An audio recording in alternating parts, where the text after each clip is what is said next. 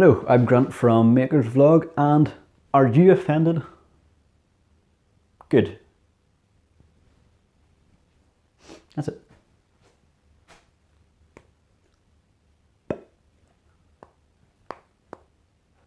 Okay. I'll elaborate a bit. So, currently, as things stand in society these days, the cry is, "I'm offended by that." And loads of people do it. And if you've watched any length of my videos, you might know that I'm the sort of person who says what I think. And guess what? A lot of people get offended by that. And people seem to think currently that being offended makes them right.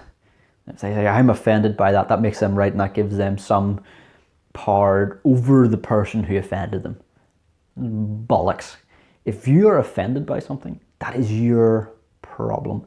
So if you're watching my videos and you're offended by one of my videos, stop watching them. If you continue to watch them and you continue to be offended, that's your fault. It's not mine. I put the videos out there, and if you do not like them, you can stop watching them. That is a choice you have. If you continue to and you get offended, that is your problem. The same with conversations. If I'm out in the street talking to someone, you could go, no, and walk away. There are scenarios, so for example in a workplace, where you probably can't just walk away from someone depending on the size of your company and completely ignore them. But in a workplace, generally there are plenty of rules and regulations around good conduct in the workplace, and so there shouldn't really be any offence, because it's meant to be a neutral environment where you don't talk about politics or religion or whatever else.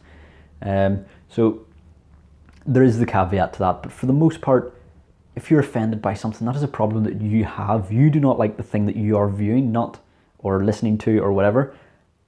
It's not the other person's problem. If you're offended by it, leave. Don't do it.